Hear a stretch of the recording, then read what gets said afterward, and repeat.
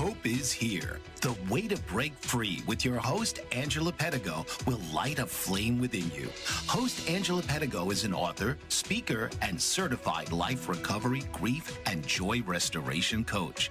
Angela uses her own life experiences to help you navigate and guide you to success. She also has developed tools that incorporate her faith and her drive to overcome any obstacle in life. So please welcome the host of The Way to Break Free, Angela Pedigo.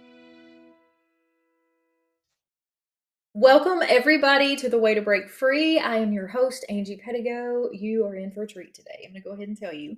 My special guest, Miss Tonya Dunigan, is here with us today, and she is going to be sharing some really amazing stuff that's going to involve her relationship with God. It's going to involve foster parenting, adoption, and just an unimaginable relationship that she has built on many different levels. So welcome, Tonya, to the show. Thank you for coming. Thank you for having me. I started getting to know Tonya a little bit, her and her husband, Greg, over the last couple of months. And so she and her husband are the family pastors at New Vision Church, and they get to work with the teens a lot. So she's like go-to mom. So we're so she feels she may have her little family, but she's got a big family full of kids too, that you guys work with. We so love it. Yeah, I'm just so grateful for what you guys do for them. So we're gonna get into a little bit of that. Tonya, tell us a little bit about yourself. Well, let's see. I have 4 kids.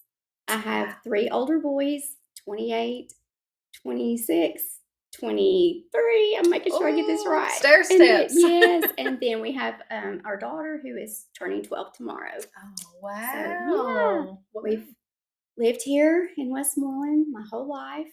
Nice. And we've been attending New Vision for 11 years. Wow. Yeah. That's awesome. That's Yeah. awesome. Yeah. So tell me a little bit about when your relationship with Jesus started. I got saved when I was 9 at a church camp. Oh, yeah. Yeah. That's awesome. Yeah. That's awesome. And then did your relationship just grow and just keep Yeah. growing with him there? Yeah. It definitely gotten closer. Oh gosh, 20 something years ago. Yeah. You always know of God, and you're saved, and He's real, and you love Him. Yeah. You think you love Him and all the things, but then there's usually this moment in time where something draws you closer to Him. Yes. And so, just been on that journey ever since. Would you say that's when you started building a relationship with Him? Yeah. Because I think a lot of times, but you don't have that relationship with Him. Yes. Until, not always when you get saved. Yeah. You're accepting and you're believing, knowing that He's real. Yeah. But it's not always in that moment that you really build that relationship. So. Yes. Sometimes that starts at different places for people. Or I guess it starts when you find that salvation moment, but you start nurturing it at different places. Of times it comes in a place of dire need for Him. Yes. Yeah. Yes, it does. So you have got 4 children. Yep. So you started fostering first, right? Mm-hmm. Okay, tell me about that. What made you decide to do that? Oh gosh. Well, it started probably around. It's kind of strange. Around 2007, we were attending a church that we had been to about 15 years at that time. Yeah. And we loved it. Yeah. We loved it. But I started feeling this draw that we were supposed to leave. And it started, and it was probably about a year after feeling that, that we decided, my husband's like, okay, we're, if this is how strong, we feel about it. And he was starting to feel that too, because, you both have to be in agreement. Yes. And so for whatever reason, I feel like God placed it on my heart maybe first. But, and so we finally, after about a year, we left. And so. Was that hard for you? Yeah. Yeah. It's like you're leaving family. Yes. A place that and you're comfortable with. So yeah, it was hard. So then we kind of, we decided to just go around, visit some different churches. But there was a certain church that we passed on the way to our home, and we'll passed it every day. And I looked over and I was like, for whatever reason, I feel like we are supposed to go here. And so we ended up visiting this church and we loved it. But still, we didn't stay. It was just like we wanted to go and visit around to different places and just make sure. So we did this for probably a couple of months. And then finally it was just like, okay, we're going back, because for whatever reason, we're drawn there. And so our first Sunday there was an adoption ministry day. Wow. And they had... The first Sunday you went, or the first Sunday back that you went back? You know, I can't even remember if it was the very first Sunday that we went, and I want to say it was our first Sunday. Wow. And then we still didn't stay.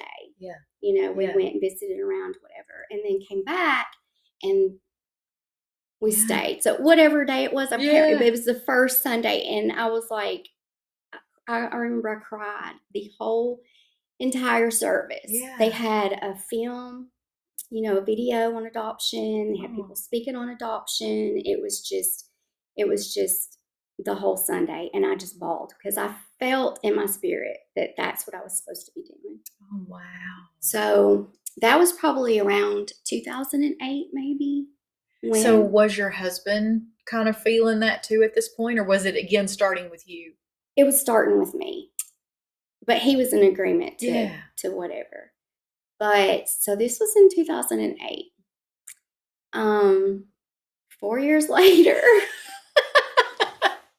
4 years later, I'm still not doing it because we have 3 kids. Yeah. And they're in ball and we're busy. Yeah. They're out of the baby stage, all of that. And so I kept bouncing back of like, oh, I know I'm probably supposed to do this, but I don't really want to do this. And then it was just one day I was at home alone and I went on my back porch and I just said, God, there is something that I'm supposed to be doing other than all the things that we know that we're supposed to do. Yeah. There's just something specific that I'm supposed to be doing. And I just need you to show me. I just need you to tell me exactly what that is. And I was praying and I was, like I said, on my back porch. So I opened up my Bible and I had opened it up before I started praying. Yeah. And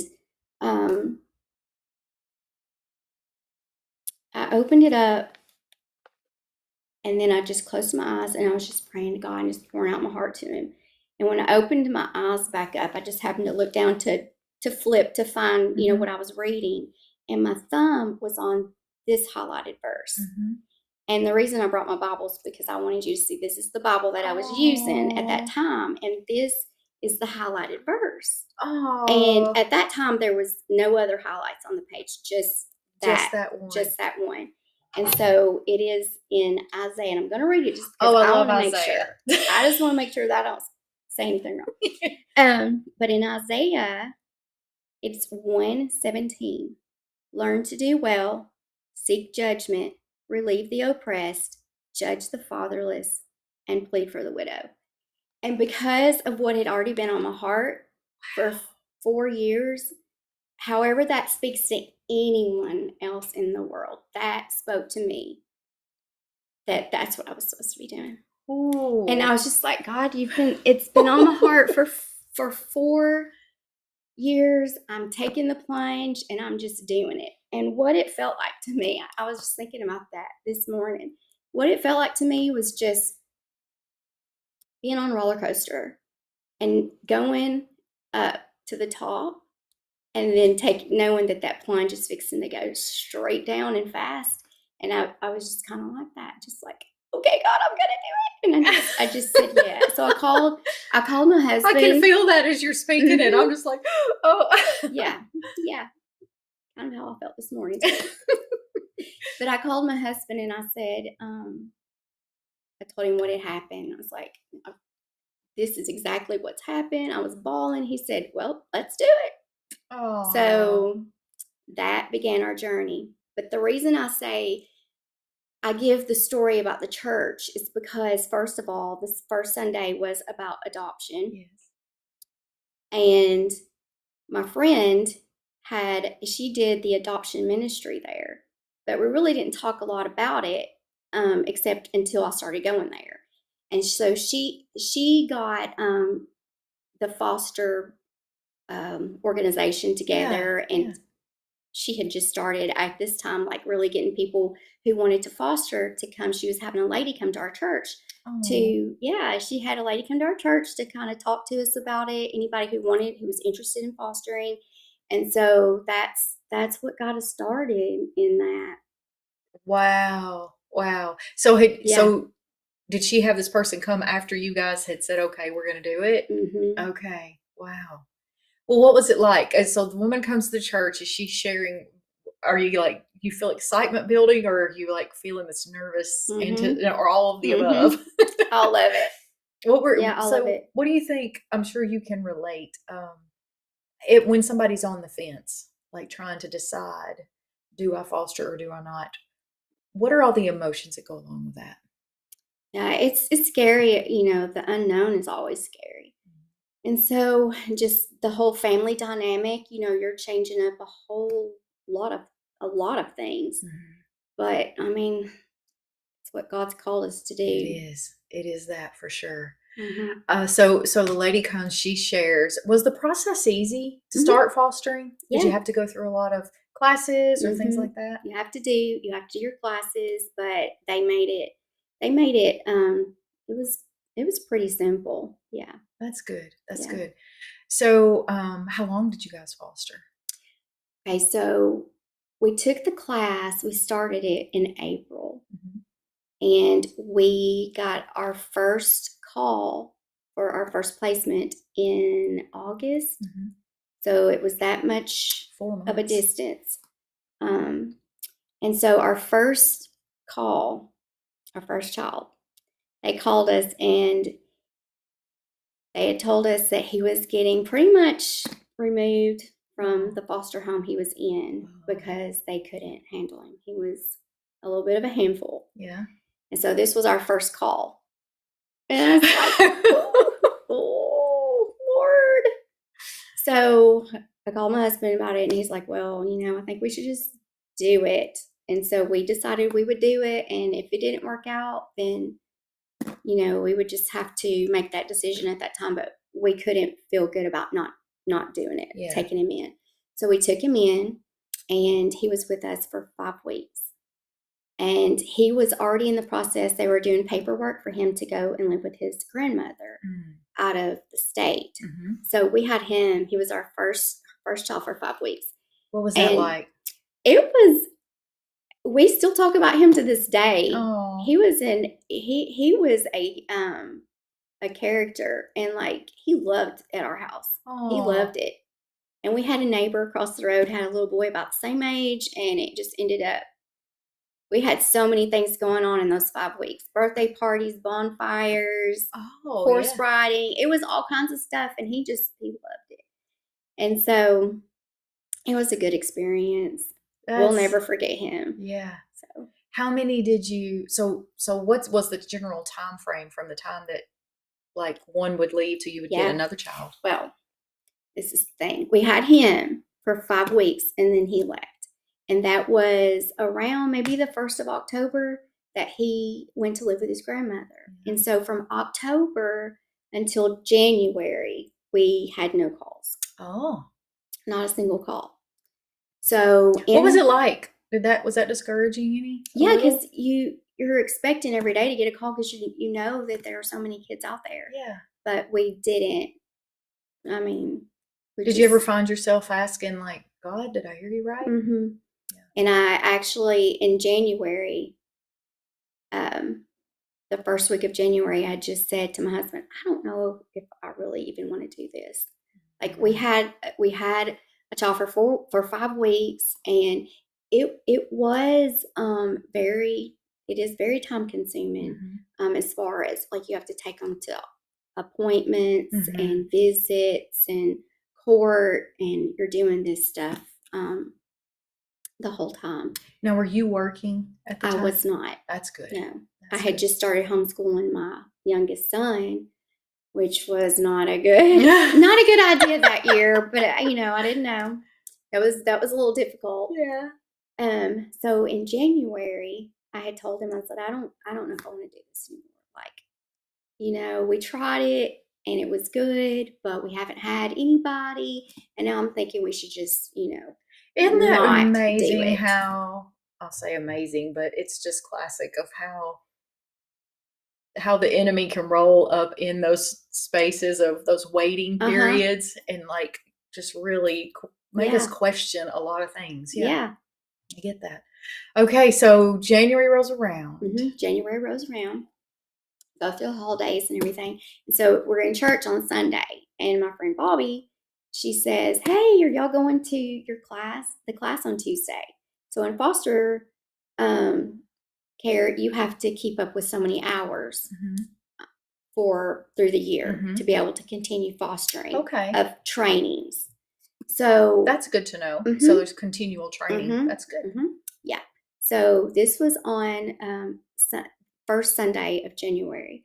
And she asked me if we were going to go. And I said, I don't know. I said, my husband's been working 2 hours away every morning, driving 2 hours back and getting home after 8 o'clock every night. And I'm not sure that we can make it. And you can pick. You don't have to do. We didn't have to do that day. We could have picked another day, but it's kind of like just go ahead and get them over if you're going to do it. Yeah. So you never know what's going to come up. So I said, well, I'm not sure that we can make it, but we'll try. And so on Tuesday, the 8th of January, he made it home early and we went on to class. And we got there and the whole room inside of the DCS office was packed full of people waiting for the class to start. And soon we sit down, and as soon as we sit down, the lady behind the desk calls us back there, and she says, "Can you and your husband come in the back for a moment?" And all these people are in here, and so we don't know what's going on. So we go back, and they tell us, they said, "We have a little boy and a little girl that need a placement. Are you guys willing?" Oh, we're going to pause right there. We're going to take a quick break to hear a word from our sponsors. We'll be right back. What if there were a super tiny device that could diagnose the brain and is smaller than a single human hair? What if you could see inside the brain to help an epilepsy patient during surgery or to help the fight against Parkinson's disease? Dr. Patricia Broderick is proud to announce the Broderick Probe, a biomedical and electronic breakthrough. Imagine a probe to help with the understanding and potential cure of brain-related diseases. To learn more, listen live to the Easy Sense radio show with host Dr. Broderick, Wednesdays 7 p.m. Eastern on the Bold Brave Media Network and TuneIn Radio. And to help support the Broderick Foundation, please go to EasySense.com and learn how, with your help, we can fight these horrific brain disorders. That's EasySense.com to learn more and help support the Broderick Foundation.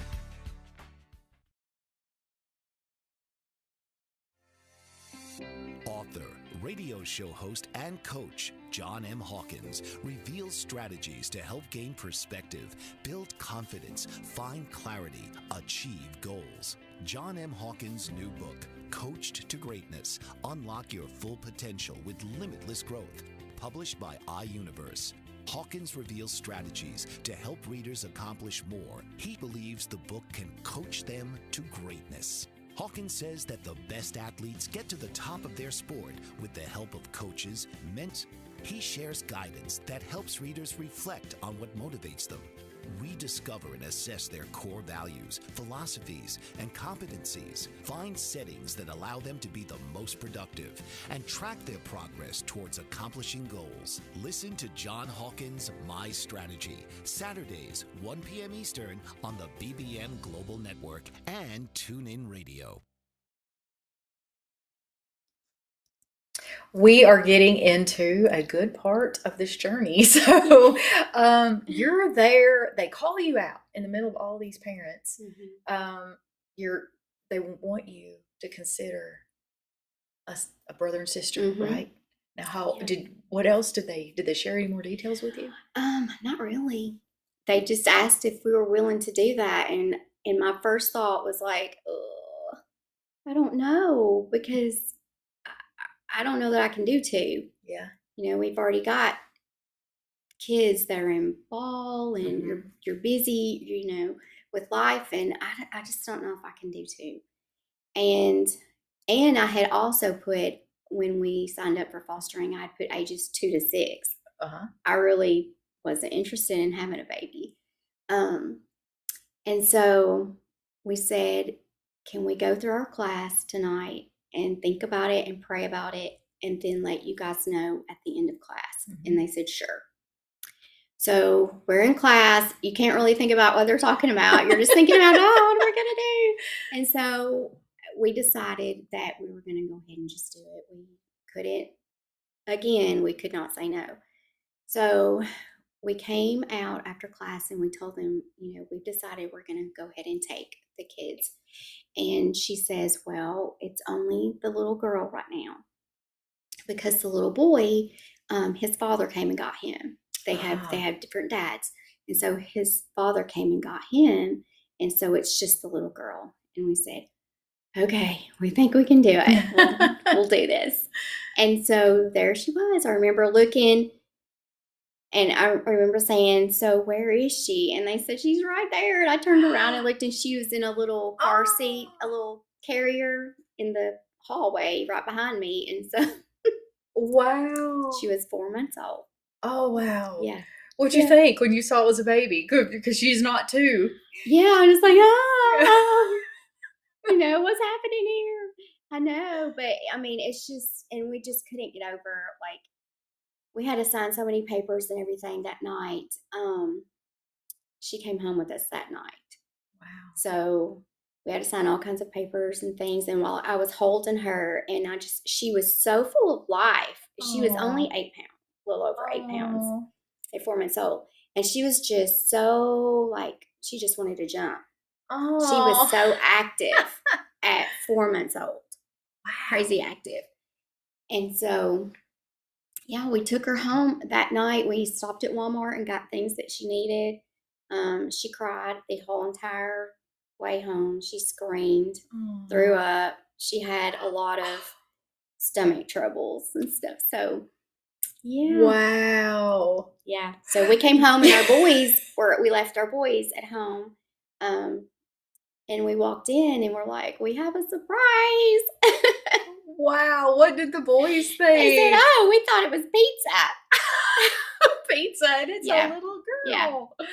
Oh, wow. And they were excited.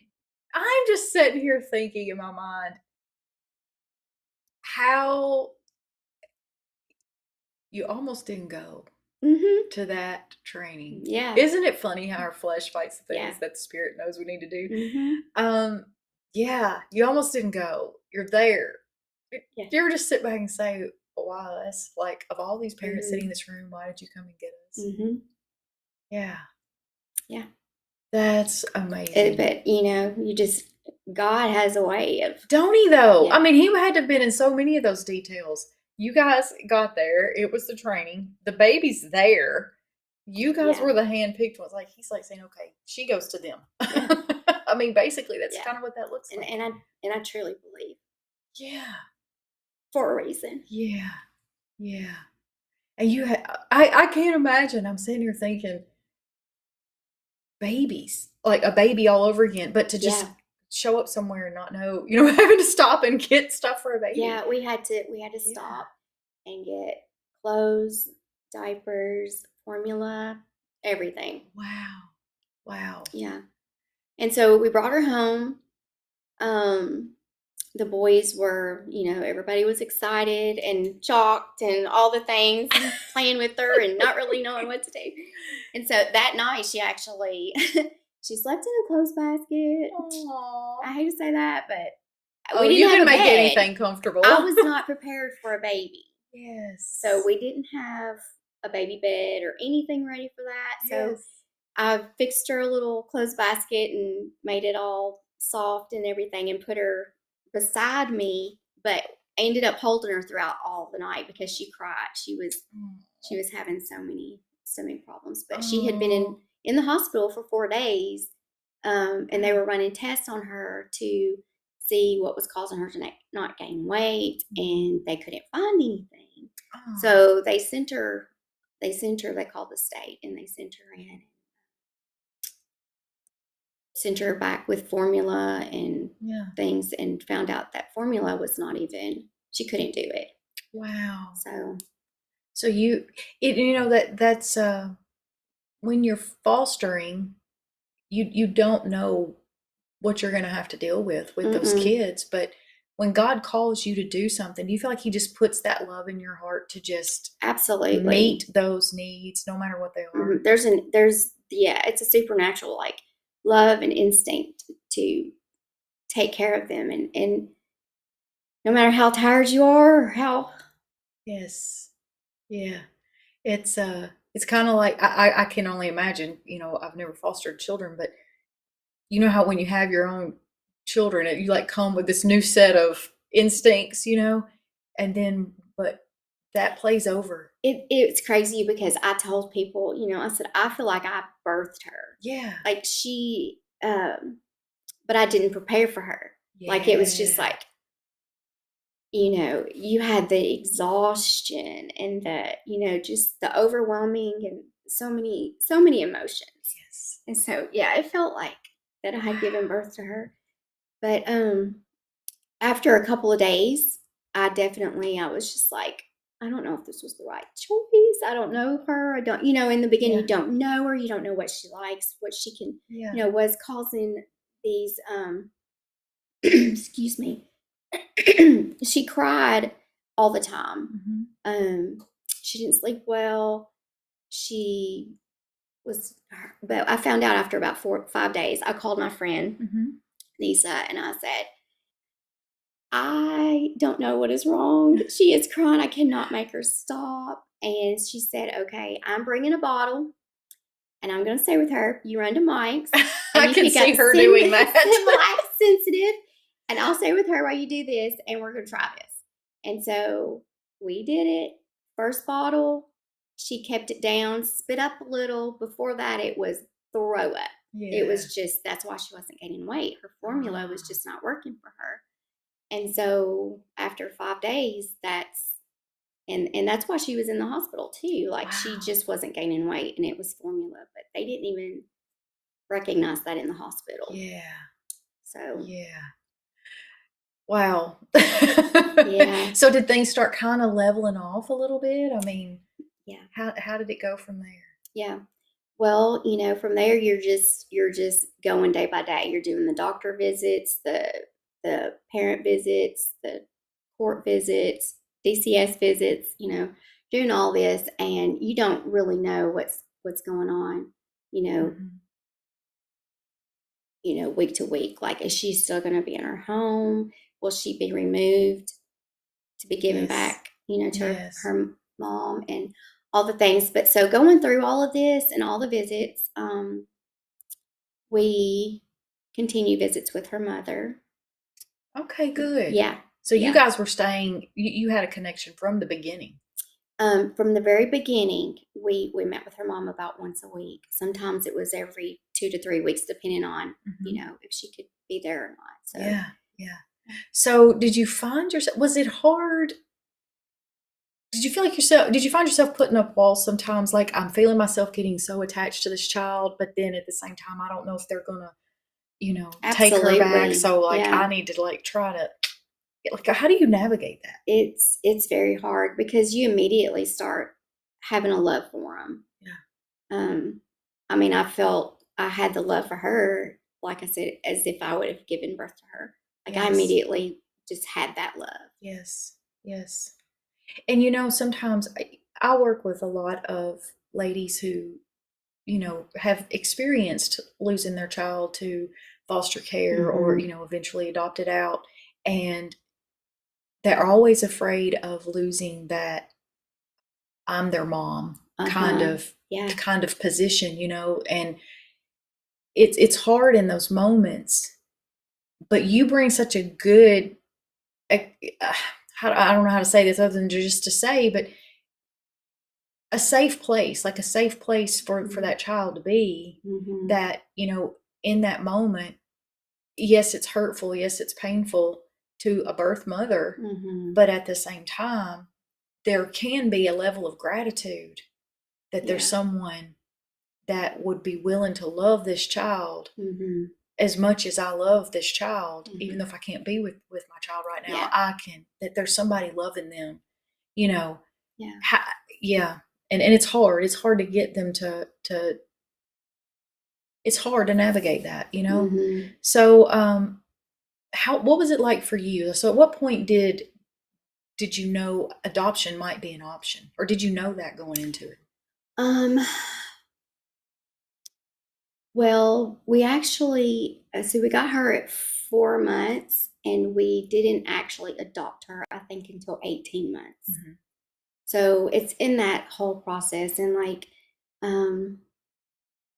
it's hard. It's hard because you do get so attached, and the thought of having to give them up is very hard.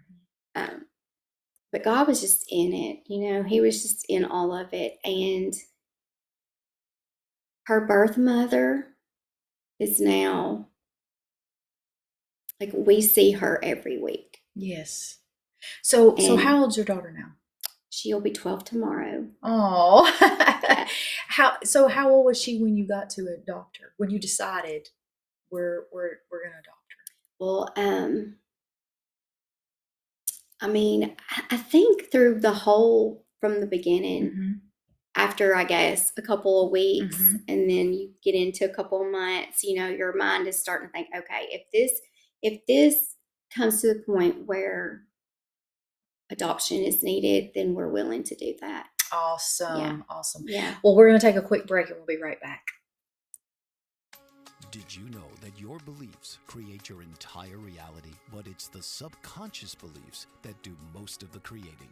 Belief shifter and life coach Shiraz can help you identify those limiting beliefs and eliminate them, often in a single session. Like, it was almost instant. Like, I had relief right away. Creating better health, relationships, careers, and finances. Let Shiraz help you step out of safety and into awareness. Definitely something's happening. It's like a flow inside. It feels good. Whether in person or online, Shiraz provides personal coaching, belief shifting. Visit Shiraz at energeticmagic.com or call 416-529-7429. Energetic Magic on the BBM Global Network, Tuesdays at 7 p.m. Eastern. Find your greater happiness. Be well. Be aware. Be magical. Are you struggling to care for elderly parents or a spouse? Do you wonder if being a caregiver is making you sick? Are you worried about taking time off work to care for elderly parents and balance work, life, and caregiving? Has caregiving become exhausting and emotionally draining? Are you an aging adult who wants to remain independent, but you're not sure how? I'm Pamela D. Wilson. Join me for the Caring Generation radio show for caregivers and aging adults, Wednesday evenings, 6 Pacific, 7 Mountain, 8 Central, and 9 Eastern, where I answer these questions and share tips for managing stress, family relationships, health, well-being, and more. Podcasts and transcripts of the Caring Generation are on my website, PamelaDWilson.com, plus my caregiving library, online caregiver support programs, and programs for corporations interested in supporting working caregivers. Help, hope, and support for caregivers is here on the Caring Generation and PamelaDWilson.com.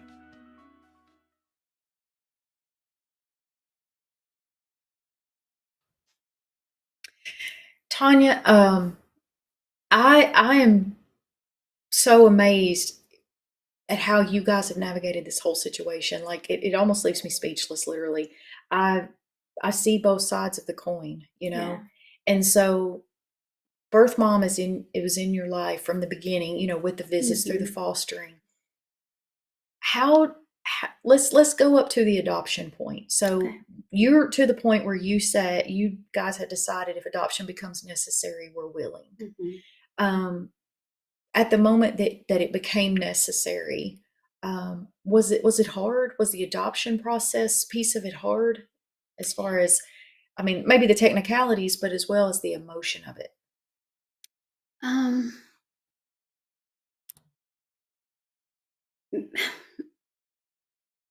Not really. Mm-hmm. Not really. And then I also want to say, like, her birth mother, like, I could see by looking and spending enough time, like, I understood that she did not have anyone. She loved her daughter. She wanted to see her daughter. And I knew she loved her son, but she was young and she really did not have the support to help her. And I can't imagine having to be a single mom and trying to get your feet on the ground and, and taking care of your kids. And people do it, I know, but how hard, and just not having that family support. Yes. So when you got to the adoption, how did that all play out? Like, she ended up signing her rights over to our daughter. And when she did, she said, I'm going to do this. She said, I want to do this. She said, but I want to know that I can see her. And so I agreed to it because I could not, as a mom,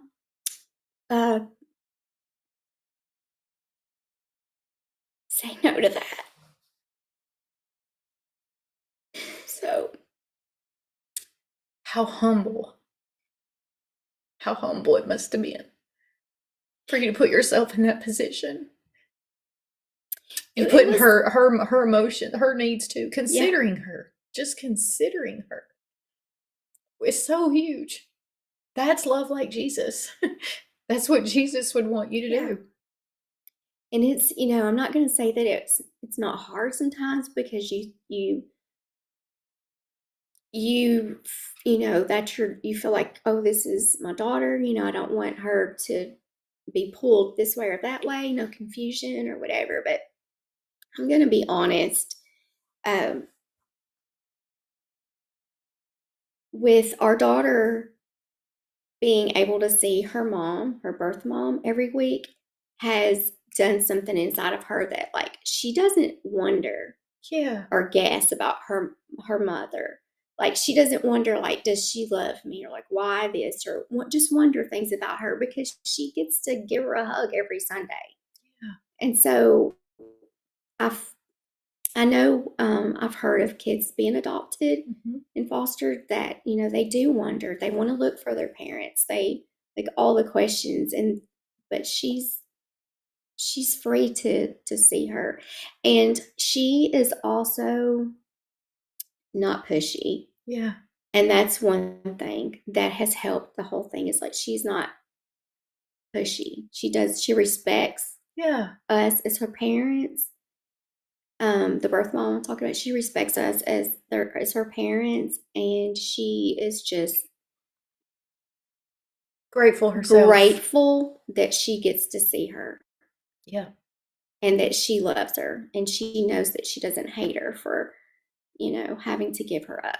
That is so healing on so many levels. Like, not only are you planting the seeds of just, I mean, you're being the hands and feet of Jesus by serving in that fostering capacity in the first place. And then you go to the point of being willing to, change your lives and bring this child in, and then to allow her mother to stay in her life and to be able to see her, that helps her to heal. Like, there's a lot of questions. I mean, I coach people all the time that are dealing with questions of, did my mom love me? Did my dad love me? Like, why did I not get to have a relationship with them? But you helped her at a young age to already fight those things that she didn't have to carry into adulthood, because she's able to work through that. Yeah. the strength that you guys have had to set aside your own, I guess, protective instincts. Mhm. You know, you want to protect her and you want to love her, but also not to have to demand that you remain at a certain position in her life, that you Yeah. respect her mom, and her mom is respecting you. Yeah. Like, it's just amazing. Absolutely amazing. What better way to show somebody Jesus Christ if they never picked a Bible up Yeah. and read it, but they could see it just by watching you live it out? I mean, they experienced the love of Jesus that way. And what a testimony. Yeah. Yeah. I couldn't take her, and knowing how much her mom, she loved her, but knowing that she really just couldn't take care of her. Yeah. And then to say, you can't see her. That would be, Yeah. if I could see something dangerous in her, it may be different, Right. If it was an But unhealthy situation, that's one thing. Yeah. Yes. yeah. But she has since, like, really, she's given her life over to the Lord Yeah. in the last few years, and she is trying to get on her feet, and she's doing well, and she's in church now, Yeah. and even sings on the worship team. Yeah. So It's beautiful to watch y'all's relationship, you know. It's so amazing. And I want to go to the other side of that coin for a minute, Mhm. for the birth moms out there. And you can back me up on this. I tell you what, before I jump into that, because this could go down a good little rabbit hole, we're going to take a quick break and we'll be right back. What if there were a super tiny device that could diagnose the brain and is smaller than a single human hair? What if you could see inside the brain to help an epilepsy patient during surgery or to help the fight against Parkinson's disease? Dr. Patricia Broderick is proud to announce the Broderick Probe, a biomedical and electronic breakthrough. Imagine a probe to help with the understanding and potential cure of brain-related diseases. To learn more, listen live to the Easy Sense radio show with host Dr. Broderick, Wednesdays 7 p.m. Eastern on the Bold Brave Media Network and TuneIn Radio. And to help support the Broderick Foundation, please go to EasySense.com and learn how, with your help, we can fight these horrific brain disorders. That's EasySense.com to learn more and help support the Broderick Foundation. Author, radio show host, and coach John M. Hawkins reveals strategies to help gain perspective, build confidence, find clarity, achieve goals. John M. Hawkins' new book, Coached to Greatness, Unlock Your Full Potential with Limitless Growth, published by iUniverse. Hawkins reveals strategies to help readers accomplish more. He believes the book can coach them to greatness. Hawkins says that the best athletes get to the top of their sport with the help of coaches, mentors, and others. He shares guidance that helps readers reflect on what motivates them. Rediscover and assess their core values, philosophies, and competencies. Find settings that allow them to be the most productive and track their progress towards accomplishing goals. Listen to John Hawkins' My Strategy, Saturdays, 1 p.m. Eastern on the BBM Global Network and TuneIn Radio. Tonya, I want to look at the other side of this coin for just a minute. A lot of times when we go into the jails and we're working with, ladies that are moms, and they're on that fence where their rights may be taken from them. They may be having to sign their rights over. Their hearts are breaking, and they know they got to start over and they've got to build their lives up, and sometimes it's not those kinds of situations. It's not those cases, but many times it is. And they're so distraught. Like, so many times people relapse, or if it's addiction issue, they're relapsing because their kids have gotten taken away from them, Mhm. like permanently, then they feel like there's nothing else left to live for.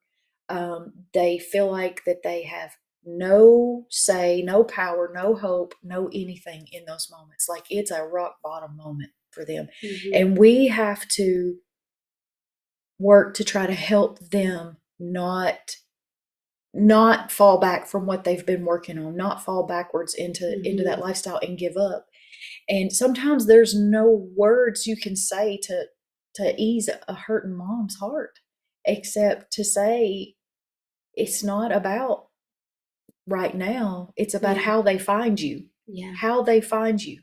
Whether it's the adoptive parents that find you and Mhm. can say, okay, I think this is a good and safe environment. Yes, you can be in their life, for some visits and things, or whether that's how the child finds you, whether it's, as an adult. Yeah. It's about how they find you. Yeah. You cued into something where you said if it wasn't a safe Mhm. environment, it might be different. Mhm. So for those out there who feel that they're those moms that maybe your child has been taken from you, or you've had to do what was best for that child in that moment, is to give your rights up. It truly is about how they find you. Yeah. I mean, you're an example of that.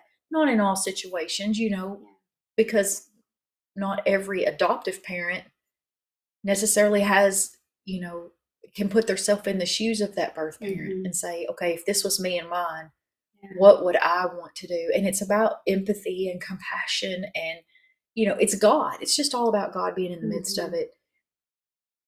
But to even have stand a chance for that, to even Yeah. stand a chance for that first step is, how are they going to find you?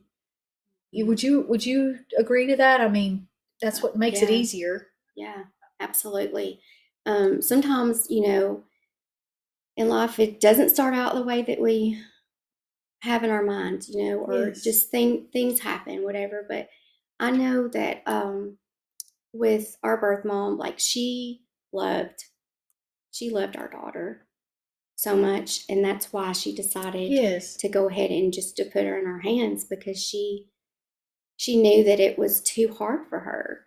And sometimes what children maybe, or that have been, in adoption, at the moment they might not can see that, but sometimes it's that mom's greatest act of love. Mm-hmm. It really is. It's your birth mom's greatest act of love to say, I'm going to do what's best for you, even if it rips my heart out in this moment. Yeah. And that is love. And I'm sure, I know that for her, it was so many dark times, so many dark places that she felt alone and depressed and probably didn't want to live, and knowing that her kids are out there and she can't have them with her. And so it's been a blessing, a relief, a whole life change with her, knowing that she can see her kids, that she can make sure they're okay, that they love her, that she's turned her life over. Like, it's your kids are not going to be little kids forever. No. And so when they become adults, they need you just as much. And so are you going to be? I have to say that you allowing her to stay in her life like this, like the healing that's come for her, the healing that's come for her daughter. Yeah. Like sometimes those birth parents need a glimpse of hope. Like they need a glimpse of hope. They need to know there is something to work toward. And I find no greater motivation than a mama with her babies. I mean, that is when they get to where they can, but sometimes they lose hope, and that's what keeps them from fighting to come back out. But if they find that glimmer, and the foster parents, the adoptive parents actually have all the opportunity in the world to be that seed of hope, to plant that seed of hope for them, encourage them. Yeah, I mean, to keep the mom from their child because of safety reasons, I totally understand. Yes, If there's 100%. But if it's just out of Fear. their mind now and fear, then that I feel like they're not ours to begin with, they're God's. And so when we look at them as God's child and not your own, it takes on a whole new perspective.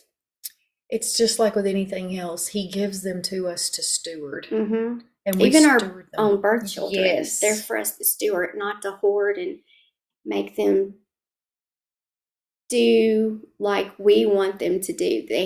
God has given them life for a reason, and we're there to teach them as they're young. Yes, that is Same. a great example. What was the hardest part for that whole situation for you to navigate?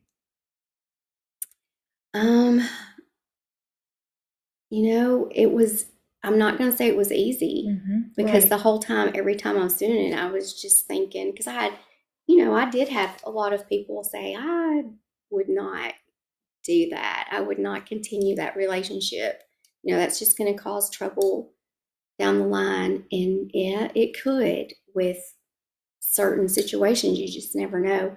So just not knowing sometimes that I'm making the right decision by doing that. What is how have you had to rely and call on that relationship with God to navigate, to have the discernment to know? Yeah, every day. Yeah, every day, and I do believe God's hand is in it, and that He has orchestrated the whole thing for His purpose.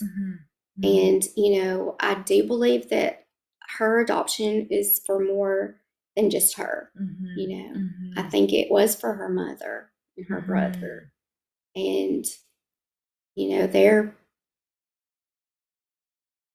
there's so much beauty in the whole situation. I mean, when you really think of roots of a tree and how they're just spreading out. It's covering more territory than just where that tree stands. It's kind of like what has happened with you guys. Yeah. And of course, it's been 12 years now. And it's breaking generational curses. Yes. Yes. Yes. Did you ever feel like, okay, I know, like the flesh side of you may feel like, I don't have peace here, but did you ever have those moments where, or especially when you're hearing from other people, you don't need to do that, you don't need to do that, I wouldn't do that.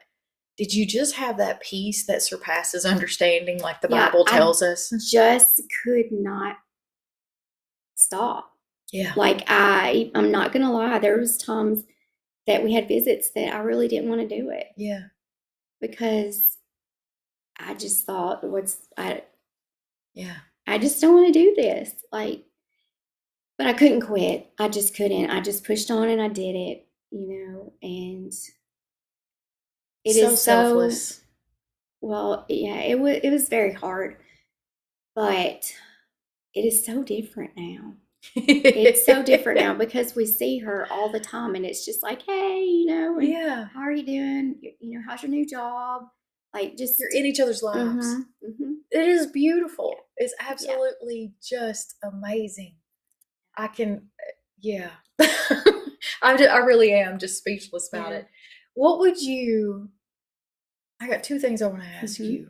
One, what would you say to anybody considering fostering, or maybe they're fostering now, going into that adoptive moment? Yeah. What would you say to them? They're on the fence. Yeah.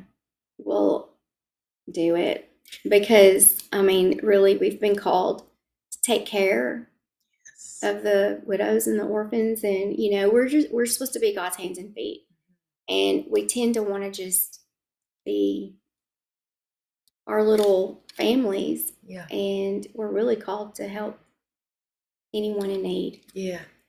So to be the fathers of the fatherless, and I don't think I could ever say don't do it. Right. Just don't do it. I couldn't do it. Yeah. So the second thing I want to ask you is, what would you say to birth parents out there?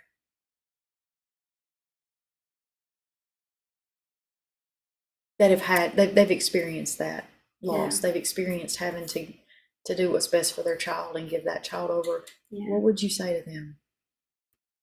Have hope and just trust the Lord. If you don't have him in your life, you need him. Yes. Because he can open doors that you could never open. And he can make a way where you can never make a way. So yes. I have a third question for you. All righty. What would you say to those parents who have went through that adoptive process and they're on that fence? Do I engage in this relationship or do I not? What with the birth parents?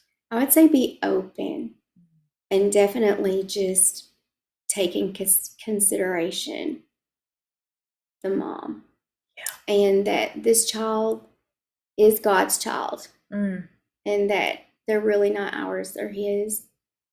And we're here to be the hands and feet of Jesus, and whatever he guides us to do, to listen and obey.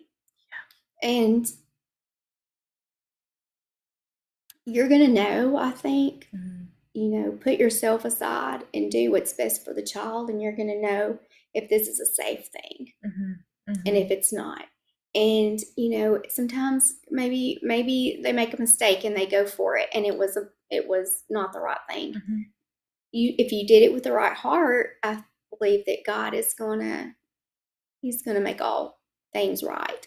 Goes back to Romans 8:28. He'll use all things for the good of those that believe, that love, are called according to his purpose. And I mean, we're called, that's a purpose. That's a purpose that we're called to, is to love these children. So he will work it out. And, your adopted child, their mother, you just have to think about them too. Yeah. And think about that they need Christ. And that it's just going to help your child to know that their birth parent is okay. Yeah. Yeah. And that, they're not living in bondages and addictions and all the things which, maybe they still are and will always will be.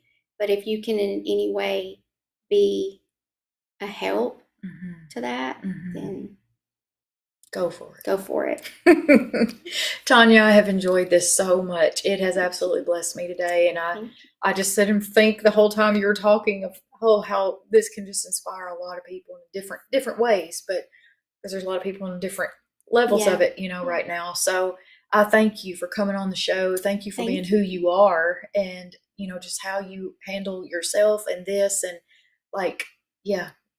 I'm grateful for you. Well, thank you so much. Thank you guys for watching today. Thank you for tuning in. If you know anyone out there who's battling these kind of situations right now, please share this with them. And go like and subscribe so that you can be notified each week when we go live. And we hope to see you guys next week. You're watching Bold Brave TV and The Way to Break Free. This has been The Way to Break Free with your host, Angela Pedigo.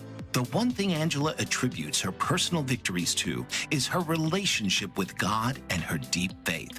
Tune in each week and hear stories and testimonies of people in personal and professional trenches and how they overcome them with their own faith in God. The Way to Break Free has something for everyone, everywhere. Right here, Wednesdays, noon Eastern on the Bold Brave TV network.